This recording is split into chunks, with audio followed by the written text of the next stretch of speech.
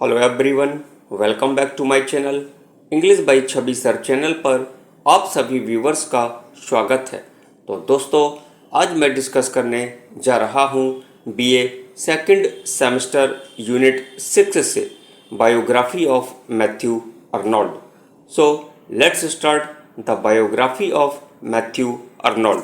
और अर्नोल्ड की बायोग्राफी से सबसे पहले इनके बर्थ के बारे में जानते हैं कि मैथ्यू अर्नोल्ड का जन्म कहाँ पर हुआ था। तो 24 दिसंबर 1822 यानी 24 दिसंबर 1822 को मैथ्यू अर्नोल्ड का जन्म हुआ था। बर्थ प्लेस कहाँ, कौन से स्थान पर इनका जन्म हुआ था? तो ललेहम, इंग्लैंड, यानी इंग्लैंड में एक जगह है जिसका नाम ललेहम है, वहाँ पर मैथ्यू अर्नोल्ड का जन्म हुआ था। आइए अब इनकी डेथ यानी मृत्यु के बारे में भी जानते हैं। 1888 at Liverpool due to heart failure at Liverpool, यानी 1888 में लिवरपूल नामक जगह पर ड्यू टू हार्ट फेलर यानी हार्ट फेल होने की वजह से इनकी मृत्यु 1888 में हो गई थी। बरीड एट, और इनको दफन कहाँ किया गया? तो मैथ्यू अर्नोल्ड को मृत्यु के बाद दफन किया गया था ललेहम नामक प्लेस पर। इसके बाद अब मैथ्यू अर्नोल्ड के फादर के नाम को भी जानते हैं। तो इनके पिता का जो नाम था वो था थॉमस अर्नोल्ड। थॉमस अर्नोल्ड क्या थे? Headmaster of Rugby school. ध्यान दीजिए, थॉमस अर्नोल्ड रग्बी स्कूल के हेडमास्टर थे। मैथ्यू अर्नोल्ड की मदर का नाम था Mary Penrose. Married with, Matthew Arnold की जो शादी हुई थी वो फ्रांसिस लूसी के साथ हुई थी। दोस्तों, अब कुछ इम्पोर्टेंट की फैक्ट्स जानते हैं मैथ्यू अर्नोल्ड के बारे में। Matthew Arnold was an English poet. Matthew Arnold एक इंग्लिश पोएट थे एंड कल्चरल क्रिटिक, और एक कल्चरल क्रिटिक भी थे। Next point, he belongs to Victorian period. Matthew Arnold Victorian period को बिलोंग करते हैं। इंपॉर्टेंट पॉइंट है, नोट कर लीजिएगा। Point number next, Matthew Arnold is called the third great Victorian poet. जो मैथ्यू अर्नोल्ड हैं वो थर्ड ग्रेट विक्टोरियन पोएट कहे जाते हैं। तो वो दो कौन से विक्टोरियन पोएट थे जो मैथ्यू अर्नोल्ड के साथ में थे? तो उन दोनों का नाम है A.L. Tennyson, Alfred Lord Tennyson और रॉबर्ट ब्राउनिंग। ये दोनों पोएट भी विक्टोरियन एज के पोएट हैं। Point number next, he received his education. इन्होंने अपनी शिक्षा प्राप्त की थी फ्रॉम रग्बी स्कूल। ये जो रग्बी स्कूल है इनके पिता का था, और इनके पिता थॉमस अर्नोल्ड इस रग्बी स्कूल के हेडमास्टर थे।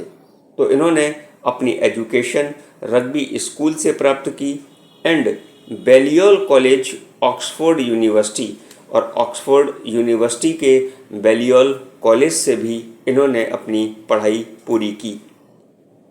इन 1836, 1836 में ही वॉज सेंट, इनको भेज दिया गया था टू विंचेस्टर कॉलेज।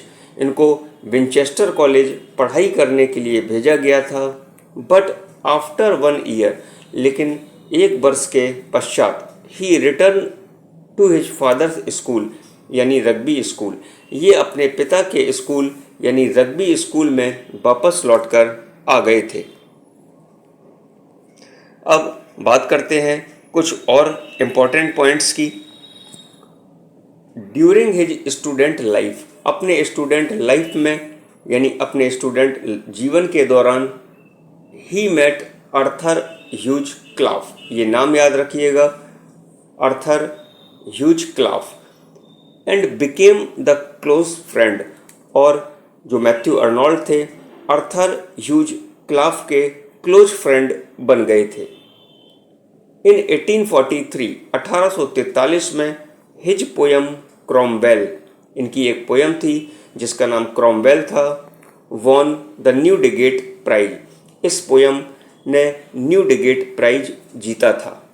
तो ध्यान रखिएगा, क्वेश्चन पेपर में बनेगा कि मैथ्यू अर्नोल्ड की कौन सी वो पोयम थी जिसके कारण इनको न्यूडिगेट प्राइज मिला, तो उस पोयम का नाम था क्रॉमवेल। ये पूछ लिया जाए कि न्यूडिगेट प्राइज क्रॉमवेल की वजह से किस सन में मिला, तो उसका जवाब होगा 1843। नंबर नेक्स्ट पॉइंट, इन 1841 1841 में he won an open scholarship to Balliol College. जब ये बैलियल कॉलेज में पढ़ रहे थे 1841 के दौरान, उस समय इनको ओपन स्कॉलरशिप इन्होंने जीता था। अब इसके बाद नेक्स्ट पॉइंट की ओर चलते हैं। He became private secretary to Lord Lansdowne in 1847। ये प्राइवेट सेक्रेटरी बन गए किसके? लॉर्ड लैंसडाउन के इन 1847 1847 में। Number next point, his first volume of poetry, इनकी पोइट्री का जो पहला वॉल्यूम था वॉज पब्लिश्ड, वो पब्लिश्ड हुआ था इन 1849 1849 में। And the name of his first volume poetry was, और इनके पहले पोइट्री के वॉल्यूम का जो नाम था the strayed reveller and other poems, यानी स्ट्रेट रिवेलर और अदर पोएम इनके फर्स्ट वॉल्यूम ऑफ पोइट्री का नाम था। तो दोस्तों, पेपर में जो क्वेश्चन आपसे पूछा जाएगा वो पूछा जा सकता है कि इनके फर्स्ट वॉल्यूम ऑफ पोइट्री का क्या नाम था, तो आपको आंसर देना है the strayed reveller and other poem. और पूछ लिया जाए कि इनका फर्स्ट वॉल्यूम ऑफ पोइट्री किस सन में पब्लिश्ड हुआ, तो उसका आंसर है 1849 में। बढ़ते हैं अपने नेक्स्ट पॉइंट पर। Matthew Arnold wrote an elegy. Matthew Arnold ने एक एलिजी लिखी और उस एलिजी का नाम था मेमोरियल वर्सेस इन अप्रैल 1850, जो 1850 में लिखी गई, to mourn the death of William Wordsworth. William Wordsworth की मौत के विलाप पर, यानी 1850 में जब विलियम वर्ड्सवर्थ की मृत्यु हुई, उस समय मैथ्यू अर्नोल्ड ने एक एलिजी लिखी। उस एलिजी का नाम मेमोरियल वर्सेस था, जो 1850 में लिखी गई। Number next point, he published his second volume of poem. इनकी second volume of poem published हुई और उस सेकंड वॉल्यूम ऑफ पोएम का जो नाम था Empedocles on Etna and other poems था, इन 1852, जो 1852 में पब्लिश्ड हुआ। He became the professor of poetry. ये प्रोफेसर ऑफ पोइट्री बन गए एट ऑक्सफोर्ड यूनिवर्सिटी में इन 1857 1857 में। अब बात करते हैं कुछ और इम्पोर्टेंट पॉइंट्स की। After the death of his best friend, अपने बेस्ट फ्रेंड की मौत के पश्चात, और बेस्ट फ्रेंड का क्या नाम था? Arthur Hugh Clough. Matthew Arnold wrote a pastoral elegy. Matthew Arnold ने एक पास्टरल एलिजी लिखी। उस पास्टरल एलिजी का नाम था the Thyrsis to tribute his friend. ये जो एलिजी है थायरसिस, अपने दोस्त अर्थर ह्यूज क्लॉफ को इन्होंने ट्रिब्यूट किया, यानी इस एलिजी के जरिए उनको श्रद्धांजलि दी।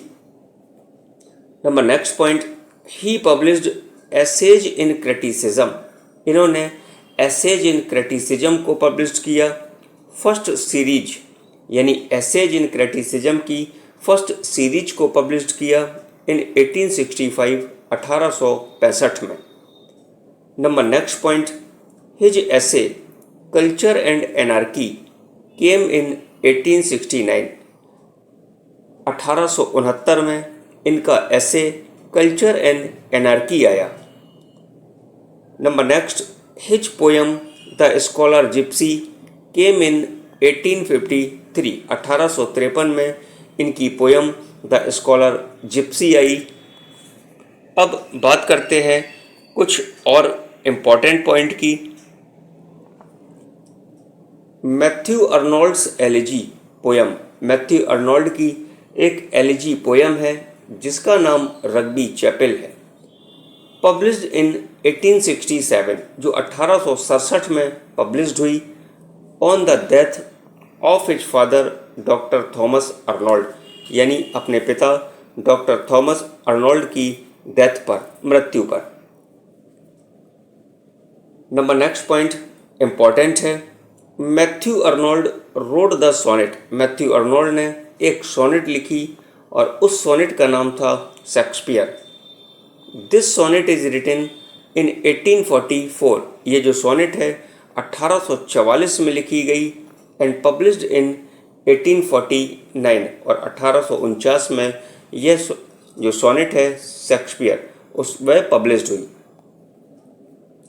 Number next point, on the death of William Wordsworth, William Wordsworth की मौत पर Arnold wrote an elegy, in Arnold ने एक एलिजी लिखी और उस एलिजी पोयम का नाम था memorial versus.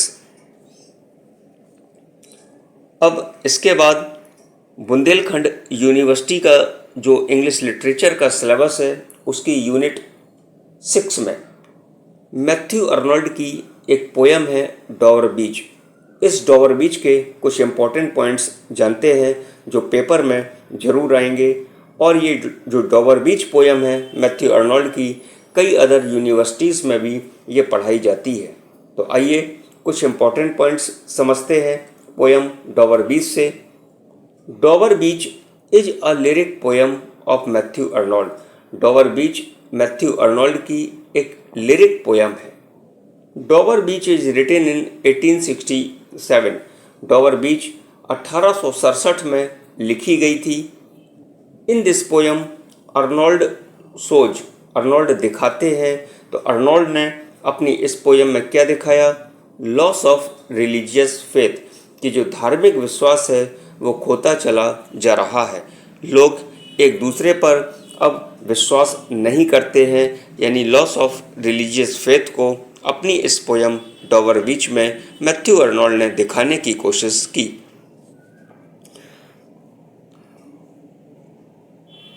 डॉवर beach is a dramatic monologue, ये जो डॉवर बीच पोयम है एक ड्रामेटिक मोनोलॉग होता है। दोस्तों ये जो मोनोलॉग होता है ये क्या होता है?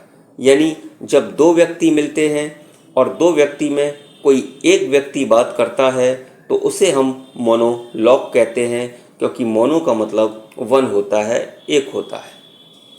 Number next point, this poem was first published in 1867, ये जो पोयम है डॉवर बीच फर्स्ट पब्लिश्ड हुई 1867 में। इन हिज कलेक्शन, अपने कलेक्शन न्यू पोएम्स में ये पोयम 1867 में पहली बार पब्लिश्ड हुई। This poem consist of 4 stanzas with 37 lines, इस पोयम में 4 स्टेंजास हैं और टोटल 37 लाइन्स हैं। बायोग्राफी से आज का last point, it is written in free verse, ये जो पोयम है डॉवर बीच वो फ्री वर्स में लिखी गई। तो दोस्तों ये थी बायोग्राफी ऑफ मैथ्यू अर्नोल्ड। आपको कैसी लगी कमेंट करके ज़रूर बताइए। यदि चैनल पर आप नए हैं तो English by Chhavi sir channel को सब्सक्राइब करें, बेल आइकन को प्रेस करें। दोस्तों वीडियो हेल्पफुल लगा हो तो वीडियो को एक लाइक ज़रूर करिए और अपने दोस्तों के साथ शेयर करना बिल्कुल भी मत भूलिए। तो मिलते हैं आपसे नेक्स्ट वीडियो में, तब तक आप खुश रहिए, मस्त रहिए और जहाँ रहिए प्रसन्न रहिए। और हाँ, आप अपना और साथ साथ अपनों का भी ख्याल रखिए। Thank you for watching English by Chhavi sir channel.